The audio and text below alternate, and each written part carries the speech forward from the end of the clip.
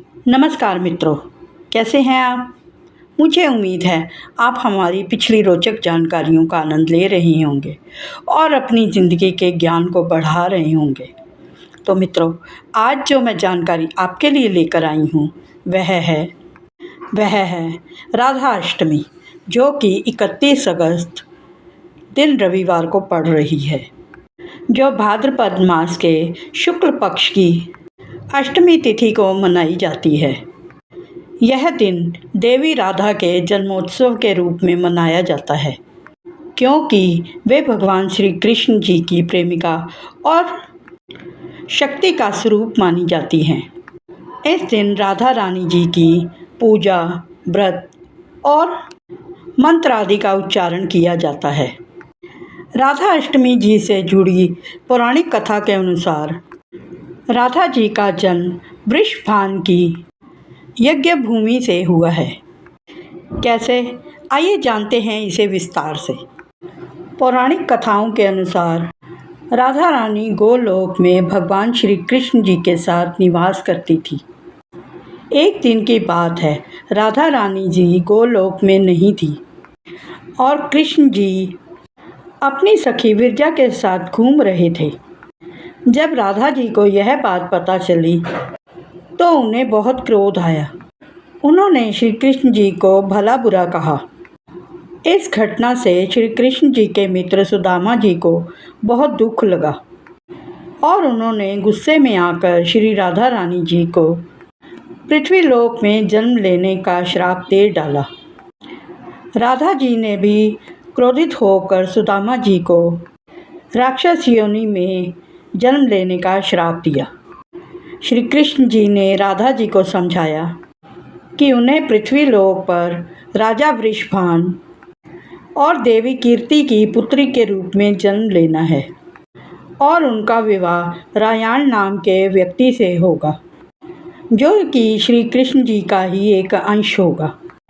राधा जी ने पृथ्वी पर जन्म लिया, लेकिन देवी कीर्ति के गर्भ से नहीं, बल्कि योग माया की प्रेरणा से वायु का प्रवेश होने के कारण वायु को जन्म दिया। जब राधा जी कन्या के रूप में प्रकट हुई तो वह श्री कृष्ण जी की प्रेमिका बनी। कहते हैं कि राधा अष्टमी के दिन व्रत रखने से और राधा कृष्ण युगल की पूजा अर्चना करने से भक्त की सभी मनोकामनाएं पूर्ण होती हैं। कहते हैं कि राधा जी की पूजा के बगैर श्री कृष्ण जी की पूजा अधूरी मानी जाती है। इस व्रत को करने से धन, समृद्धि और सुख शांति मिलती है। इस दिन भक्त गंगा, यमुना या अन्य पवित्र नदियों में स्नान करते हैं। फिर वह स्वच्छ वस्त्र पहनते हैं। फिर राधा कृष्ण जी के युगल स्वरूप की विशेष पूजा की जाती है।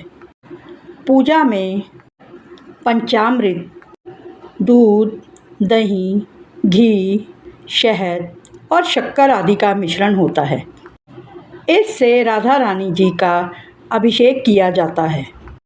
उन्हें फूल, तुलसी, चूड़ियाँ, श्रृंगार आदि का सामान भेंट किया जाता है और विभिन्न प्रकार की मिठाइयों से उनका भोग लगाया जाता है। राधा गायत्री मंत्र और राधा रानी जी के 108 नामों का जाप किया जाता है। भक्ति भजन और कीर्तन गाए जाते हैं। यह दिन श्री कृष्ण जी और राधा रानी जी के प्रति अपनी भक्ति को गहरा करने का एक अवसर प्रदान करता है।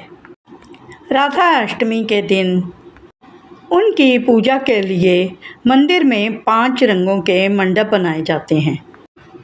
उन सभी के ठीक बीचों बीच मिट्टी या तांबे का एक कलश रखें। इस प्रकार इस पात्र के ऊपर 16 श्रृंगार किए हुए राधा रानी जी की प्रतिमा को स्थापित करें। इसके बाद श्री राधा जी का विधिवत पूजन करें। एक बात का ध्यान रखें, इनकी पूजा केवल दोपहर के ही समय में की जाती है। व्रती को यह ध्यान रखना चाहिए कि केवल एक समय ही भोजन खाएं। अगले दिन अपनी श्रद्धा के अनुसार सुहागिन स्त्रियों तथा ब्राह्मणों को भोजन छकाएं व दान दक्षिणा आदि करें। स्वयं भी प्रसाद के रूप में वही भोजन ग्रहण करें। इस व्रत को करने से मनोवांछित फल प्राप्त होता है।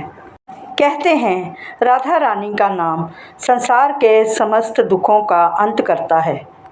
मान्यता के अनुसार इस व्रत को करने से धन और सुख समृद्धि की कभी भी कमी नहीं रहती और घर में भी बरकत बनी रहती है। मित्रों, यह थी हमारी आज की जानकारी। आपको हमारी यह जानकारी कैसी लगी? आप हमें हमारे बेल आइकन के बटन को दबाकर कमेंट में और हमारा प्रोत्साहन बढ़ाएं और हमारे चैनल को लाइक शेयर करें और सब्सक्राइब भी। उम्मीद है आपको हमारी यह जानकारी पसंद आएगी। इसी उम्मीद के साथ राधे राधे। मिलते हैं अगली वीडियो में।